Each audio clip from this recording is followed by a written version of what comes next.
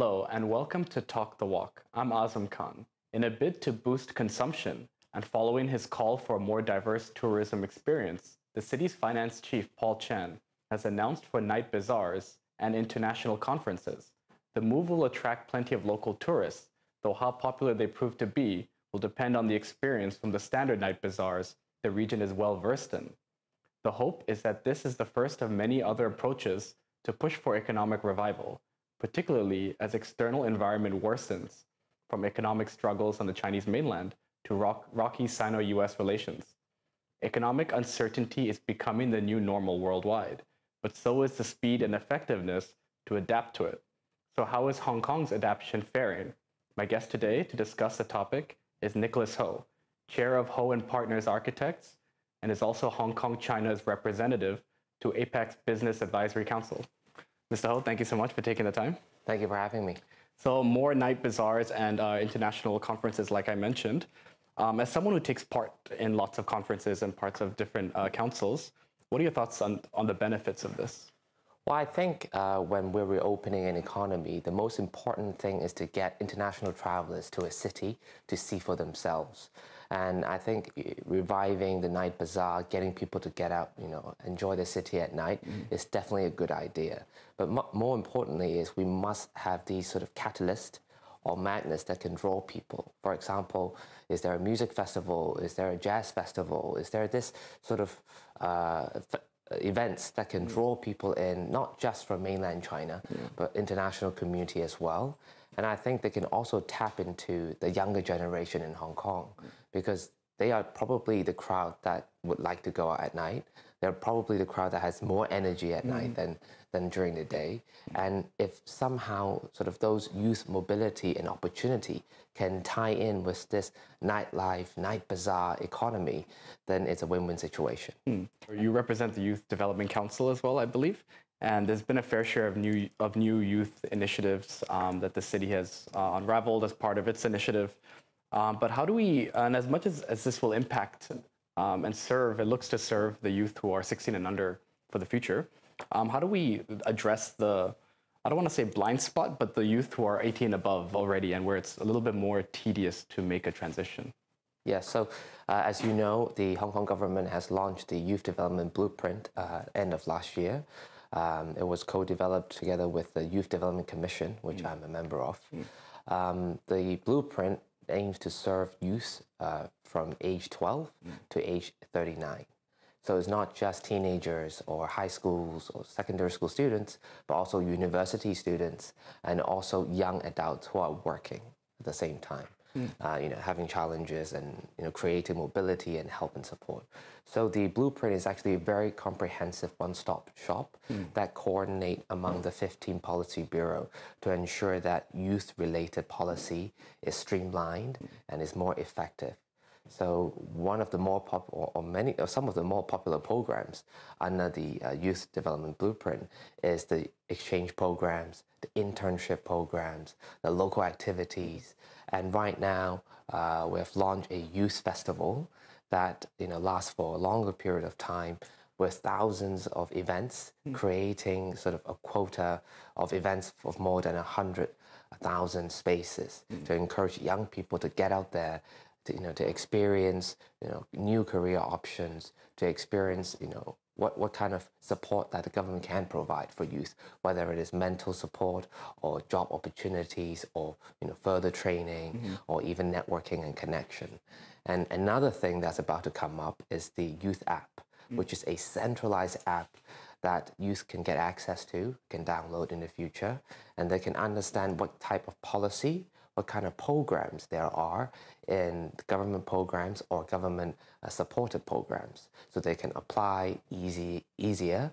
They can see the calendar dates, what kind of events they want to join, and maybe coordinate with their friends and participate in these events. So in early sort of a teenagehood, let's say 15 years old, I think the focus would be mentorship.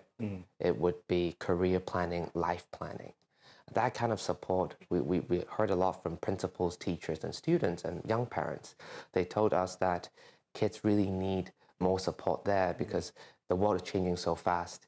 They don't know what to do in the future. They don't know if the university degree that they're planning to apply will have a job waiting for them at the end when they graduate. Right.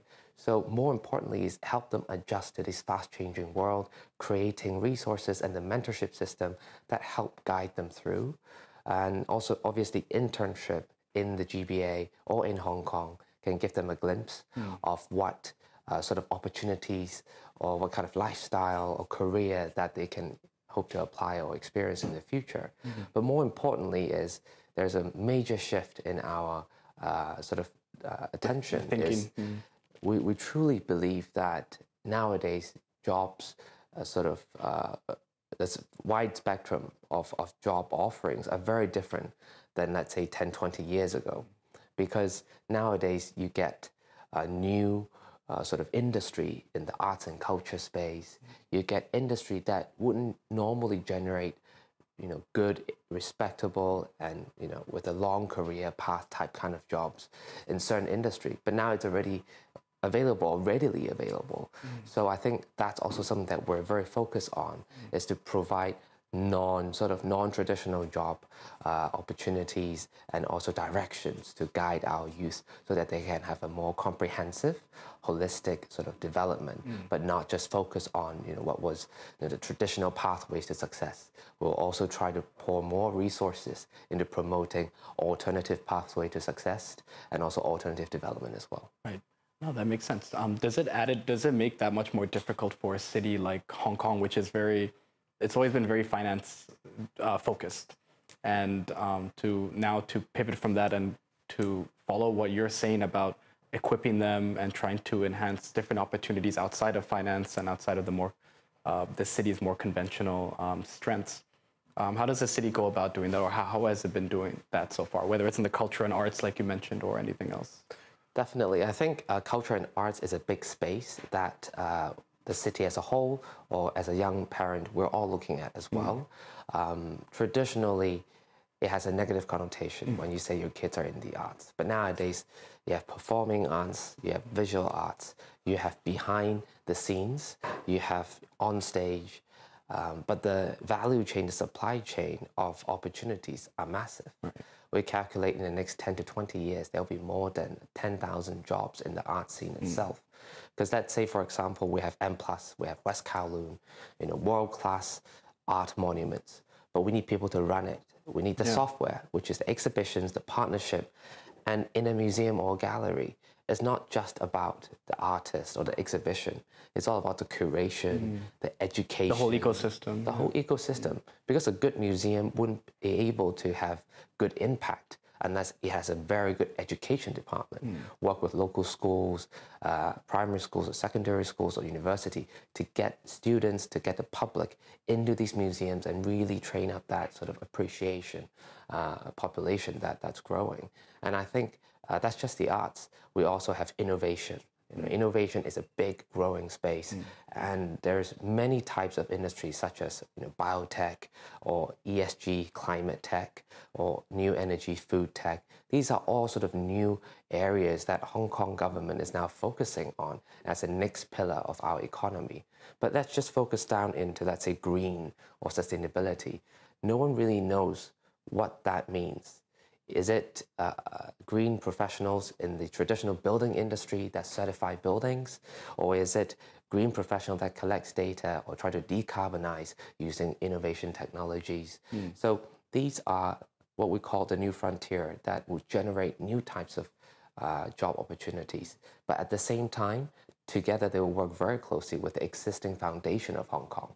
For example, we have a very solid green finance or finance infrastructure in Hong Kong, and how sort of all these new technology can work very closely with this very mature, resourceful foundation going forward. Yeah, right. You mentioned a lot about the focus of the infrastructure, setting that up in the city. How much, in your opinion, do you think also tapping into the city's diaspora of the ethnic minority communities, the Filipinos, there's a lot of Southeast Asians, South Asians, especially the younger generation who grew up here. And a lot of them are in the creative field, whether they're musicians or in bands or what have you. Is there a chance for them for that diaspora to be tapped in as well to help create this new ecosystem outside of the infrastructure itself? And I know you do a lot of work and travel a lot to Southeast Asia. So is there some sort of connection there that can be made as well? Yes, definitely. So I think the ethnic minority population, when we're doing youth development work in the different districts and try to tap into different organizations, their thoughts, ethnic minority has always been a strong focus. The support in terms of the language and resource into the sort of education and career opportunities. These are the things that the community is telling us that needs to be improved on. And in the youth development blueprint, we have specified policies and also resource allocation into helping these communities to build up.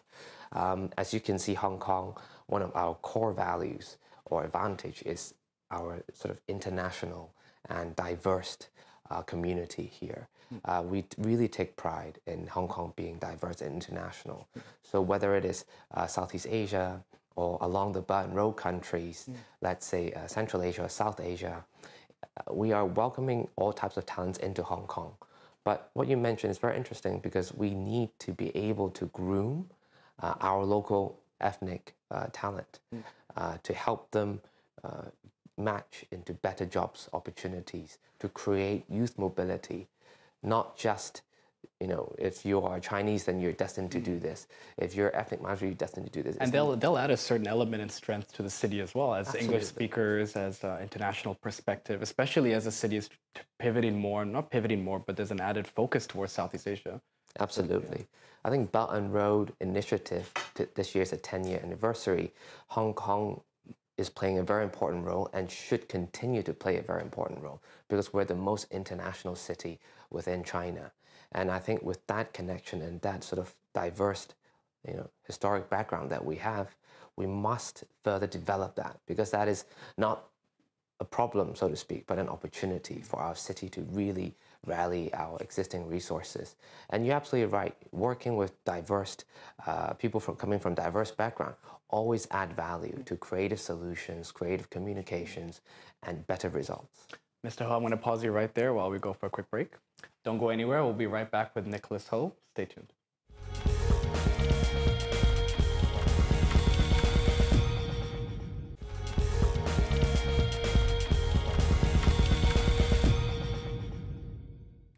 Welcome back to Talk the Walk. I'm speaking with Nicholas Ho, chairman of Ho & Partners Architects. Mr. Ho, I want to talk about your successful career and your firm as a far-reaching architect. Can you talk about how the next generation is sort of gravitating towards it? It's because we were mentioning earlier about non-conventional fields. This is one certainly for Hong Kong. So I'm just curious to know about what that field is like for the future generation. Definitely. So I think all of us know that across all industry, we have a problem with talent supply. We need more talent. And in architecture or the building industry professional field is no different.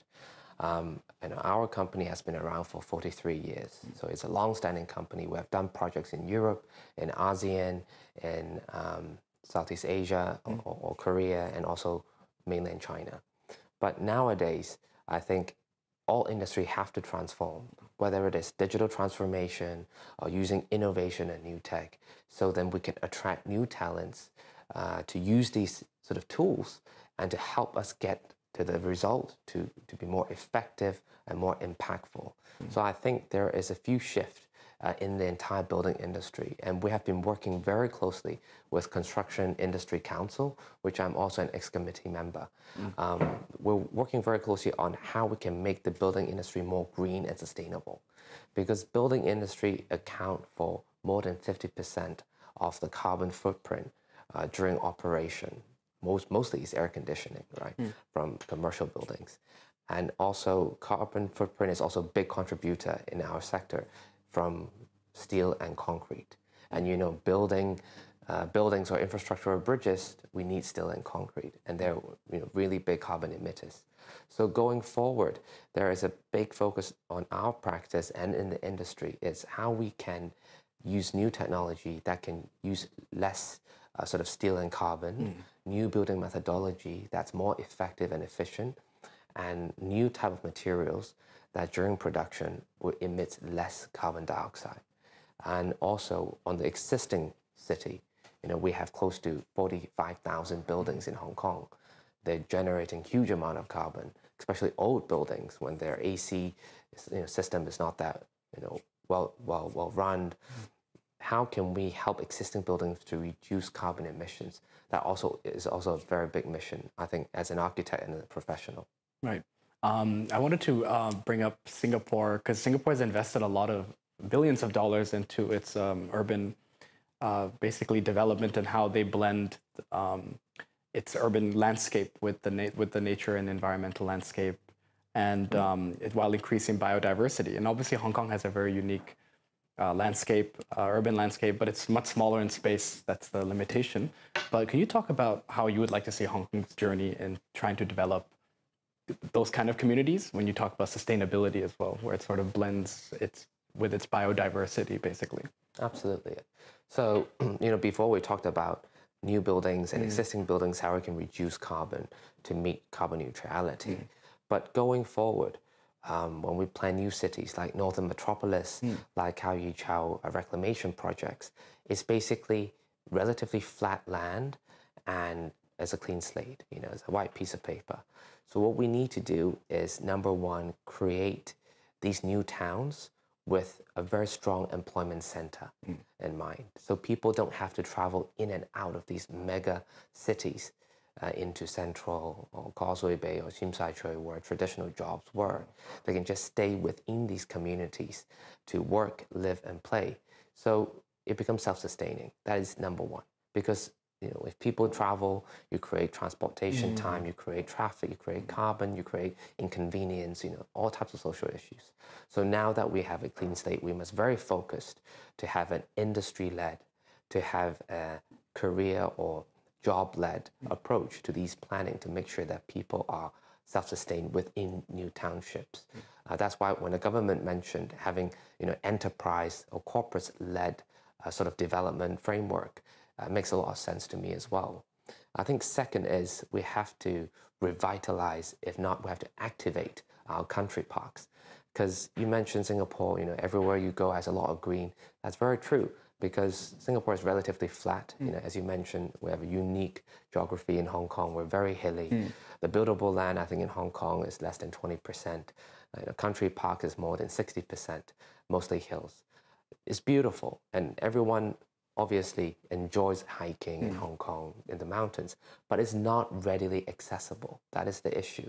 So if we can somehow revitalize and activate these beautiful mountains, green belts, or sort of green space in Hong Kong, and inject them with some recreational, some cultural element, not residential necessarily, but things that people can enjoy more, can get better accessibility if there are programs, events in these sort of country parks area, then we can use it more. Because right now the country parks that people use it the most, well, actually the ones that use it the most are animals, butterflies, and frogs. But there is a way that we can design and plan the country parks that we can activate them, create more access without destroying them.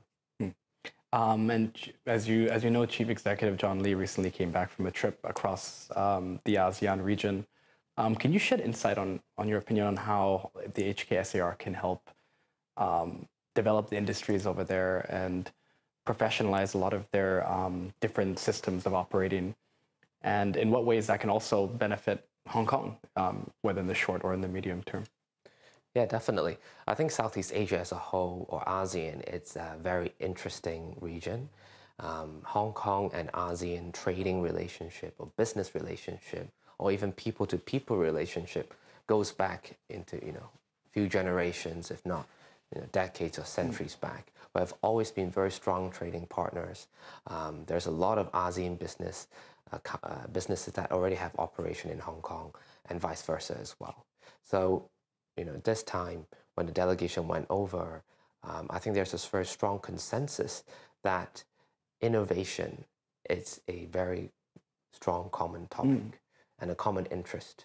Innovation in the space of decarbonization, climate tech, innovation in biotech, medicine, innovation in sort of logistics or TMT that help economies transform, create new job opportunities, and also transform their economy or economic engine going forward. Instead of, some of the ASEAN economies are very much about natural resources, about plantation, about oil. But moving from that, how can plantation become a much more innovative biochemical industry that can provide, high value jobs for the next generation? Right. Large amount of agriculture comes from Southeast Asia. How can we inject agricultural technology, agri-tech, into these sort of industry and help them transform into a win-win situation? Because Hong Kong, we have a lot of innovation in Science Park or Cyberport, but the issue is we don't have enough land. And we have agricultural technology in Science Park, but Hong Kong agriculture is only a sort of enough for a prototype or a testing bed. But to scale, we need GBA. And we also need Belt and Road. And ASEAN, being a strong agriculture export economy as a whole, is very compelling to work on that common interest. They also have a huge youth population in ASEAN, a hungry youth population that's coming up within developing countries. And that youth has a benefit for Hong Kong of having China's soft power there. These youth is growing up with China as one of the superpowers of the world. And you have obviously things like TikTok and whatever that have big influence amongst the youth there. So is there also that sort of chance for to link the youth exchanges as well between both regions? Or? Definitely. So with EDB, Education Development Bureau in Hong Kong, they have Belt and Road countries internships or exchange programs together with HYAB and the Youth Development Commission. And I think very interesting because the youth in Southeast Asia, as you mentioned, is a large population. Although they have different religion or language or cultural backgrounds, they have one thing that's very common. They're one of the most active internet users in the world. For some reason, ASEAN population and ASEAN youth are the ones that always online. Engaging. So apart from they are potential tech talents, they're also a huge market. So Hong Kong innovation, whether it is e-commerce or platform-based or TMT or others, ASEAN is also a large marketplace for Hong Kong technology to export because they are very receptive to new innovation, how to use them in their daily lives. And COVID obviously shortened that learning curve as well. So I think that's also a huge opportunity.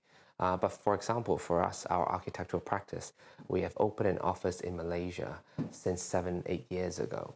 So we have always been doing projects in Southeast Asia, but our office in Southeast Asia also help our Hong Kong office. And we co-author and we collaborate on projects, let's say in the Middle East, we collaborate projects in Hong Kong and also in mainland China.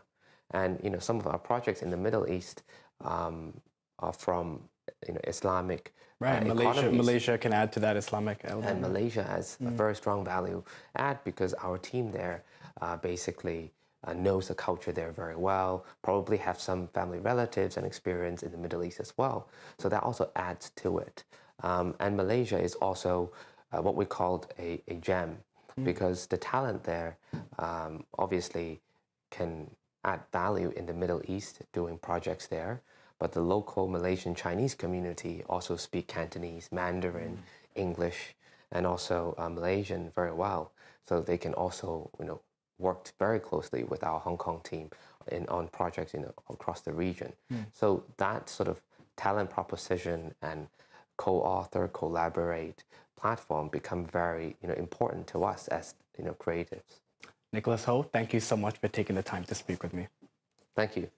That's all the time for this episode. We'll see you same time next week. Goodbye.